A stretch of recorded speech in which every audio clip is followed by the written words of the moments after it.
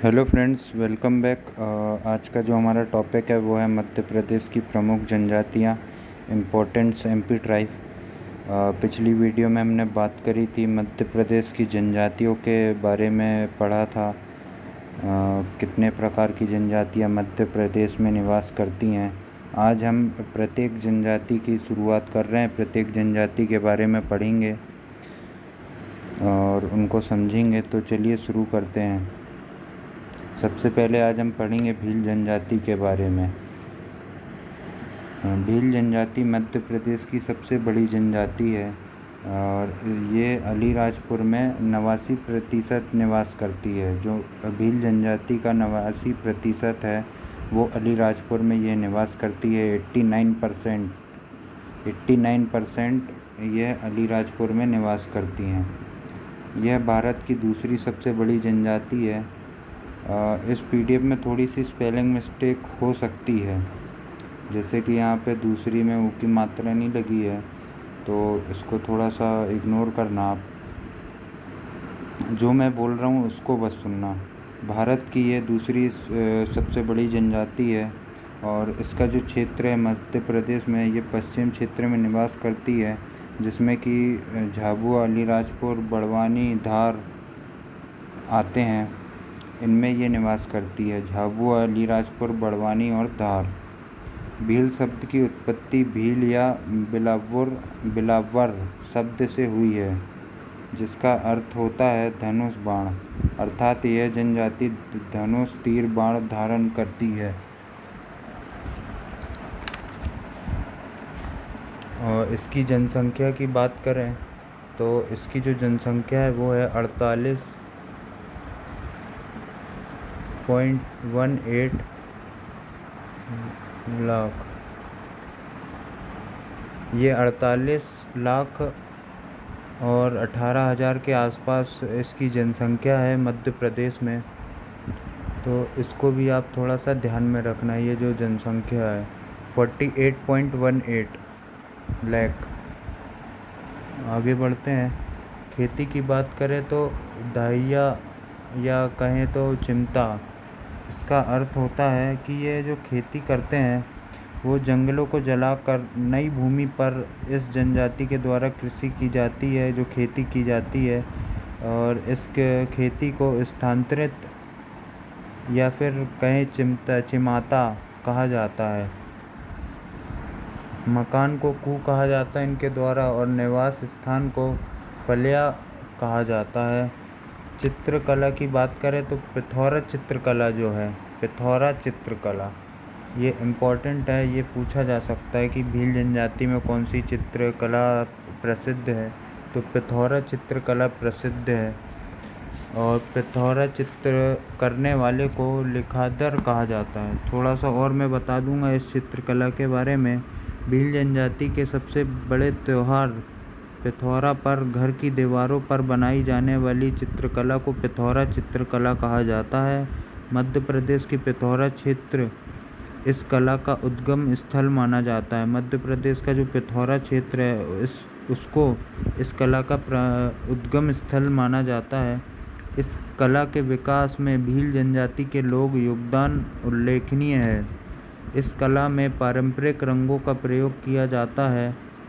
घरों की दीवारों पर यह चित्रकारी की जाती है। ये जो चित्रकला की जाती है ये घरों के दीवारों पर की जाती है। और चलिए आगे देखते हैं हम। उत्सव या पर्व की बात करें तो भगोरिया उत्सव जो है वो प्रमुख उत्सव है। इसके अलावा चलावाड़ी यात्रा आदि भी इनके प्रमुख उत्सव हैं। भगोरिया उत्सव जो है, जो भगोरिया उत्सव है वो होली के समय में मनाया जाता है। होली के समय में मनाया जाता है भगोरिया उत्सव। गीत की बात करें तो रेलो गीत,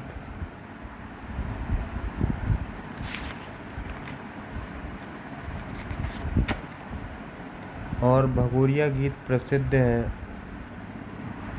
आगे देखें तो नृत्य जो उनके द्वारा नृत्य किया जाता है, भगोरिया नृत्य, घूमर, गाहर, डोहा, बड़िया, ये सभी प्रमुख नृत्य हैं। भील जनजाति में ये सभी नृत्य ये करते हैं। उपजनजाति की बात करें, भिलाला, पटालिया, बरेला, रथियास और रठाला ये सभी भील जनजाति की उपजनजातियाँ हैं। भिलाला, पटियाला, बरेला, रथियास और रठाला ये सभी उपजनजातियाँ हैं। पेय पदार्थ की बात करें, यहाँ पे भी थोड़ा सा स्पेलिंग मिस्टेक है। पेय पदार्थ है वो ताड़ी, जिसको हम शराब कह सकते हैं, ताड़ी को पीना पसंद करते हैं वे, खासकर ये गर्मी के दिनों में पीते हैं। प्रिय भोजन रबड़ी मक्का है।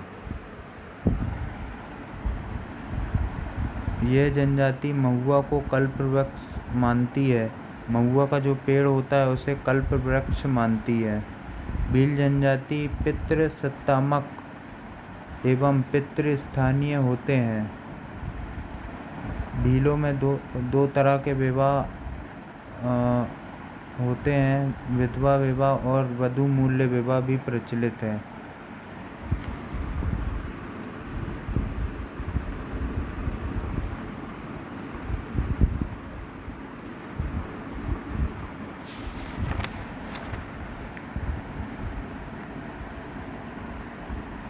चलिए आगे देखते हैं।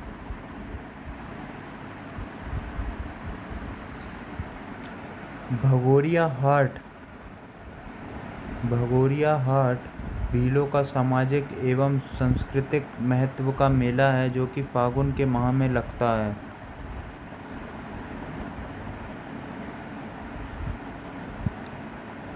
भगोरिया हाट भीलों का सामाजिक एवं सांस्कृतिक महत्व का मेला है जो कि फागुन माह में लगता है। इनके सबसे प्रमुख देवता राजपंथा है इनके प्रमुख देवता। और ये जानवरों की भी लोग पूजा करते हैं, जिसमें कि घोड़े और सांप की पूजा ये विशेषकर करते हैं, घोड़े एवं सांप की पूजा।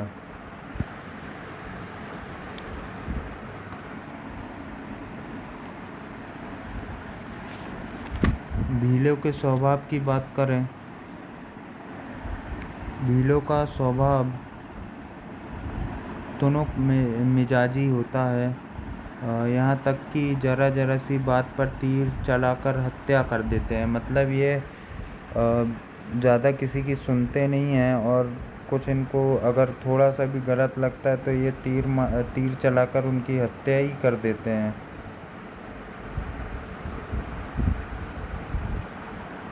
प्रचलन की बात करें, भीलों में गुदना गूंदने का प्रचलन अधिक है। गुदना गूंदने का जो टैटू बनाने का जिसको कहें, तो उसका प्रचलन बहुत अधिक है इनमें। भील जनजातियों का विस्तृत वर्णन अगर किसी जगह आपको मिलेगा तो वो टी.वी. नायर ने अपनी पुस्तक द भील्स में किया था। टी.वी. नायर ने एक पुस्तक लिखी थी जिसका नाम था द भील, मध्य प्रदेश के भीलों का अध्ययन। उसमें आपको भीलों के बारे में और अच्छे से जानने को मिलेगा, तो कभी पढ़ने मिले तो पढ़ सकते हैं वो बुक भी। शारीरिक संरचना के बारे में बात करें तो यह लोग मध्यकाठी तांबे के समान के रंग होता है इनका, घुंघरेले बाल होते हैं, चपटी नाक एवं हष्ट-पुष्ट वाले शरीर होते हैं। इन फोटो में थोड़ा सा अगर आपको समझ में आ रहा होगा तो आप समझ सकते हैं कि इस प्रकार की इनकी वेशभूषा होती है और ये इस प्रकार रहते हैं।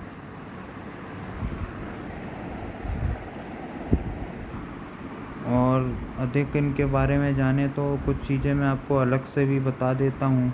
तो गमेती एक शब्द है, गमेती। इसका अर्थ होता है गांव का मुखिया। गांव का मुखिया।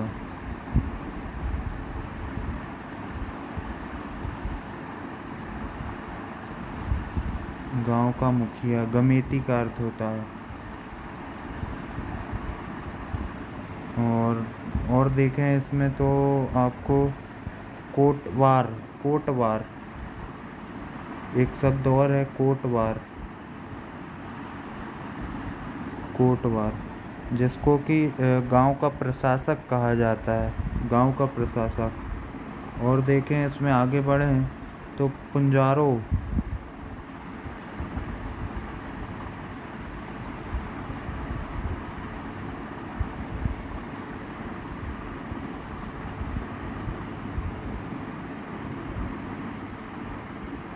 पुंजारो, पुंजारो किसके कहते हैं? जो वैद्य होता है, जिसे झाड़ फूँक तथा औषधि से उपचार का ज्ञान होता है, मतलब जिसको कह सकते हैं एक प्रकार का डॉक्टर, जो वैद्य होता है, मतलब वैद्य को कह सकते हैं। जो अभी अपन लोग डॉक्टर को बोलते हैं, उस समय वैद्य होते थे, जिनको कि भील जनजाति के द्वारा पुंजारो कहा जाता था, जिसे झाड़ फूँक तथा औषधि उपचार का ज्ञान होता था। और इसके अलावा और अगर देखें तो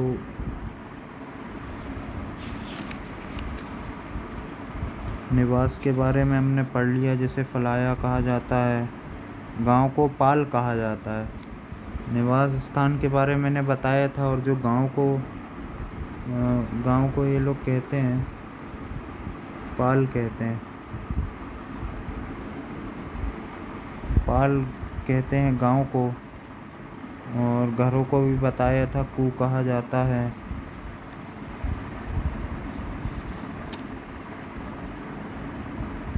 भील जनजाति वाल्मीकि और एकलव्य को अपना पूर्वज मानते हैं। भील जनजाति वाल्मीकि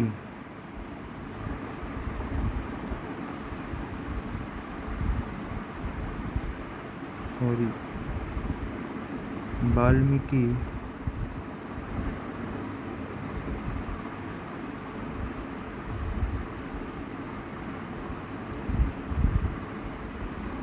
और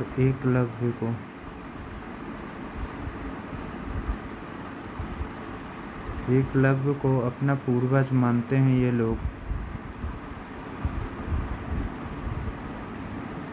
पूर्वज मानते हैं ये लोग एकलव्य और वाल्मीकि को। और बस इतना ही कुछ मैं बता पाऊँगा इस एक वीडियो में। और अगली वीडियो में हम गोंड जनजाति के बारे में बात करेंगे। तो तब तक के लिए धन्यवाद आप लोगों का बहुत बहुत, ये वीडियो लास्ट तक देखने के लिए।